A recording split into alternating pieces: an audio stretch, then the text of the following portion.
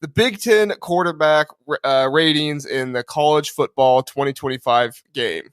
So over here to my side, I have the ratings and I have the rankings based on if they're tied or not. If you are listening on podcast, I'll go ahead and read them off for you really fast. Dillon Gabriel, number 1 at 92 overall. Drew Aller, number 2, 88 overall. Will Howard, 85. Miller Moss, 85. Will Rogers, 85. Curtis Rourke from Indiana, 84. Ethan Garbers from UCLA, 84. Tyler Van Dyke at Wisconsin is an 83. Hudson Card from Purdue is an 82. Luke Altmaier from Illinois is an 81. Aiden Childs, Michigan State, 81. Dylan Raiola, Nebraska, 80. Alex Orji, Michigan. I've heard he's like the most broken player in the game. His overall is only 78, but he has like Joe Milton arm strength and like Jalen Milroe wheels. So even though he's a 78, apparently he's very good in the game. Cade McNamara, a 77. MJ Morris and Billy Edwards for Maryland come in tied at 77. Max Brosmer, a 77. Athan Kaliak-Manis, 76. And finally, Jack Loesch for Northwestern is a 73. Sonny, who on this list for you did you feel like was maybe just a little bit too low? Too low? Again, I'm going to be a half a homer here, but I'm going to tag him with someone, so I take the homer part out. Luke Altmaier should be way higher, and who should be higher with them is Hudson Card, and that's for my Purdue friends. Those two guys, I think, are kind of getting punished with the fact that they played on not very good football teams last year. Luke, obviously, he got off to a tough start. He had that 4 interception in the first half game against Penn State, which I think kind of wrote the narrative for what everyone's perception of Luke's season was. But his last 6 games, he completed 65% of his passes for 1,300 yards, 10 touchdowns, and 3 interceptions. And that's when basically he had a solidified offensive line in front of him. That's kind of when we saw the emergence of Caden Fagan. So basically he had an offensive line and a running back, and all of a sudden he turned into a good quarterback. That wasn't by accident. His numbers were rough in the first stretch of the season, but it's because he was running for his life. The offensive line was in shambles, one of the worst in the Power 5. And again, no running back had really jumped out, and emerged as the number one guy. It took an injury for Caden Fagan to take the reins. Miller Moss to me seems a little high.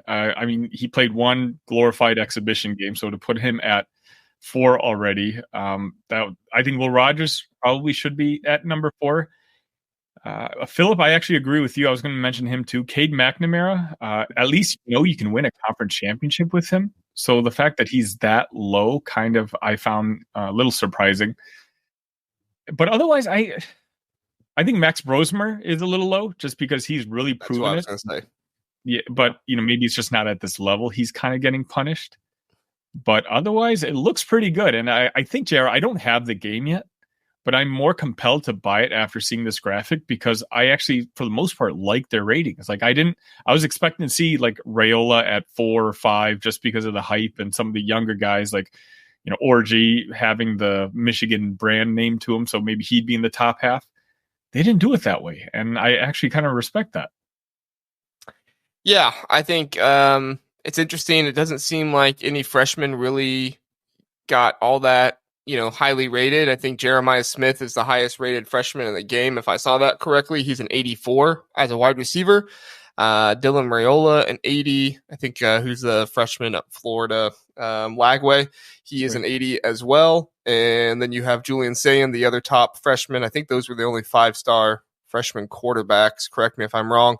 And he's a 79 in the game. So, they kind of all put him together a little bit. So I guess you can't really complain much there. I'm with you. I was telling you before we got on here, Luke Altmaier, I feel like he was really difficult to try and grade just because of the offensive line play last year and the fact that he didn't have a consistent running game for most of the year. He did have a couple guys emerge and do some good stuff later on, and you really saw the offense take off a little bit more when the running game was there as well. But at the end of the day, at least they didn't put him at 75. That's what I was concerned about with Luke Altmaier. If they were going to do a mid-70s rating or something like that, because he's not, that's not him. And I find it interesting him and Hudson Carter together. All right, Sonny, here's my thought, okay? Cade McNamara, 77. 3 years ago, however long ago, he won the Big Ten championship with Michigan. Is the Michigan defense this year better than the Michigan defense in 2021? Because if so, and if Connor Stallings really wasn't a big deal, and I know people hate it when I bring him back up, but I think it is relevant, right? But if Connor Stallings really wasn't that big of a deal, you have a 78 overall quarterback, somebody who's higher rated than Cade McNamara is in this game, which means he's higher rated than he ever was in his career, right? They don't dock players very much in these games.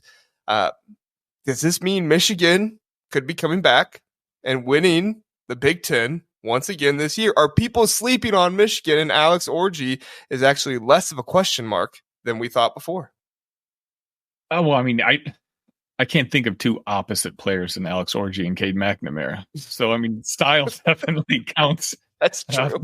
Factors in when it comes to, the way an offense is built. I do disagree with you a little bit. I think Cade's injuries last year may have actually docked him a couple points coming to this year, because now he's got a couple years in a row where he hasn't really been healthy. I'm curious, if this game had been coming out the last few years, like what his ratings would have been 2 years ago. I could see him being in the low 80s. Again, he's by no means a superstar or even probably a star, but I think, he's just good enough to win a conference championship, and a lot of teams would be okay with that.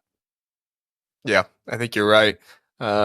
Philip, 2 hours and 20 minutes. If you're referring to our last podcast when we were with Dillon and Kent, I don't think we're going to be able, between me and Sonny, go that way. If casual Big Ten, if Kent gets in here and Dillon gets in here, maybe we can add him and do that. But I don't know if I have time for this. You what? I did cameo at the end of that. I was going to say, you hopped on in the end and helped us get to the end there. But yeah, I don't know if we'll be able to get there.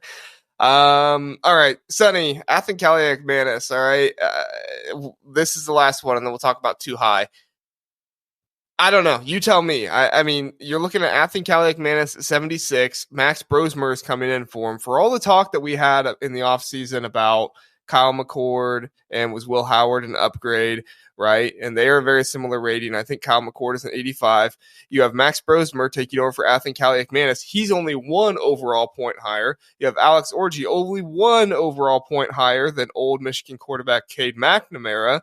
I mean, you tell me, should Athan-Kaliak-Manis be much lower than this? Like, if he is as bad as Minnesota fans said he was, and I'm not sticking up for the guy. I think that he really did have some, enormous struggles last year. I do think he's better with Kirk Shiraka. I think reunited with his old offensive coordinator is better.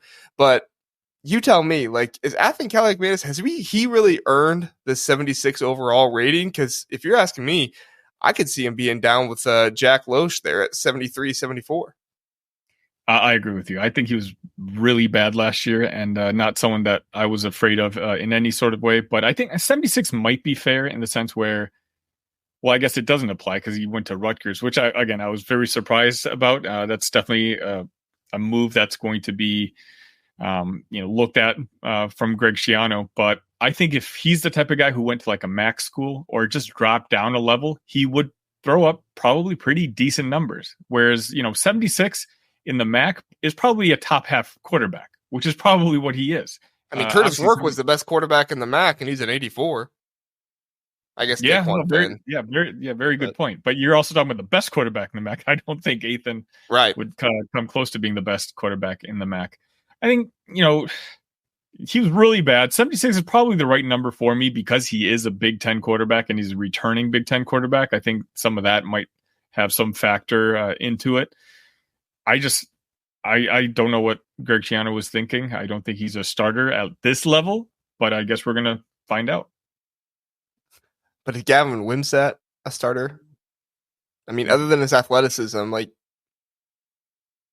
I don't know. Like, if you ask me, unless Greg Schiano had a better option in the portal, like, he had to move on from Wimsatt. I mean, like, I like Wimsatt. I like Wimsatt. I'm not saying that he's like a bad, option or whatever, but if you want to get to the heights that Rutgers can get to this year, we're talking about 8, 9, possibly 10 wins. you have to have a quarterback that can throw the ball. You can't just rely on Kyle Monangai the entire season. And guess what? If Kyle Monangai gets hurt, God forbid, I want Kyle Monangai to have another great year. If Kyle Monangai gets hurt again, Gavin Wimsatt's not going to carry you in games to a win. Maybe running, but not throwing the ball. But it shouldn't. My choices shouldn't be Gavin or Ethan. I mean, who's got like the top 5 recruiting class in 2025 or 2026 right now? It's Rutgers. Their NIL game is working. They really should have, scrounged up some money and really gone after a quarterback at least a couple levels up if they're really serious about contending in this conference. Could you imagine Curtis Rourke or Tylen Van Dyke with Rutgers? Right. Exactly. I mean, now you're talking about a team that has the capability of maybe hitting 9 wins this year. Yeah, exactly. All right, let's talk about too high real fast, Sonny. So guys at the top, Dillon Gabriel, 92, Drew Aller, 88, Will Howard, 85, Miller Moss, 85, Will Rogers, 85. Sonny, I have thoughts on 2 guys up here, and I think most people probably have similar thoughts, but you start us out here. Who on this list do you feel like, that's a little high? I mean, again, I think I said this before. Moss is not the 4th best quarterback in the Big Ten right now. And the other guy is, I like Rourke, but I think he's a little high, but I think Garbers is also way too high. Garbers for sure. Garbers at 84, tied with, or 1 point below Will Rogers and Will Howard. Right. I don't see it. All right, let's have a real conversation really fast. Drew Aller. Okay.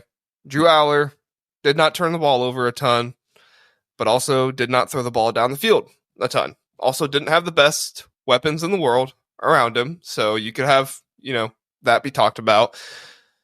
But 88, I mean, sure, he might have a good arm, but is there a rating for confidence to throw the ball deep or something? Like, I don't know. It just, I hate to bash Drew Aller because I do kind of like Drew Aller and I think that he can turn into something good, but based off of last year, I don't see a quarterback that was an 88 overall. I mean, this could also be a little projecting. Penn State is, supposed to be a pretty solid team this year, even better than last year. I'd be surprised if they didn't contend for a playoff spot. Drew Aller, now you're entering your, 3rd season as a starter, or is it 2nd season? Now's the time to show what you got. You were heralded 5. It's his 2nd season starting. He played a little bit his freshman season. Right. So this is only his 2nd full season starting. He's got a tremendous ceiling. Like I said, he's already not making mistakes, which is what you want a young quarterback to do. So he's nailed the hardest part for me. Now that he's got a couple guys to throw to this upcoming year, Penn State, the team, is going to be very good. I think I wouldn't be surprised. Maybe 88's a little high right now, but I don't think 88 would be a shock if you told me that's what his rating ended up being at the end of the season. So it just might be projecting forward a little bit. Yeah, I could agree with you. If they're projecting and they're saying we think he's going to make this jump, we think he has a better offensive coordinator and he's going to do this stuff, I could see that. But yeah, like I said, based off of last year, that alone, I don't know if I see 88 overall. Philip says, are Gabriel and Howard that good or just feasting on I think you said bad. Yeah, you said another comment. Bad Big 12 defenses. Sonny, I'll give my thoughts first, and then I'm kind of a homer, so you check me on it, okay? As far as I'm concerned, Dillon Gabriel, I struggle with him because he is shorter, and he did play at UCF, and that was before UCF was in the Big 12, I'm pretty sure. I think he left the year before, correct me if I'm wrong, but he played there against not great competition. And then he was at Oklahoma, where he didn't have great Big 12 defenses against him there either. So is he going to get to the Big 10, where the offensive linemen and the defensive linemen are bigger, stronger, faster, and he's going to have a harder time, 1, seeing over them, 2, being able to make the correct reads and doing those things. Now, Bo Nix certainly didn't have much of a trouble. He had a hard time at Auburn, came over to Oregon, and Oregon turned him into a first-round pick. Will Howard, jury is still out for me on Will Howard. I am hopeful, and I think that Will Howard brings athleticism. I think that he brings a fighting spirit that you didn't see last year out of the quarterback at Ohio State.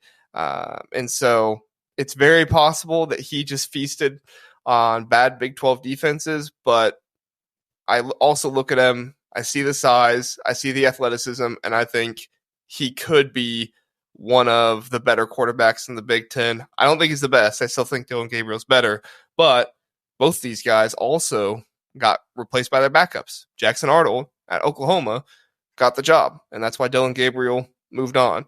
Avery Johnson at Kansas State got the job, and that's why Will Howard moved on. So I don't know. Sonny, your thoughts?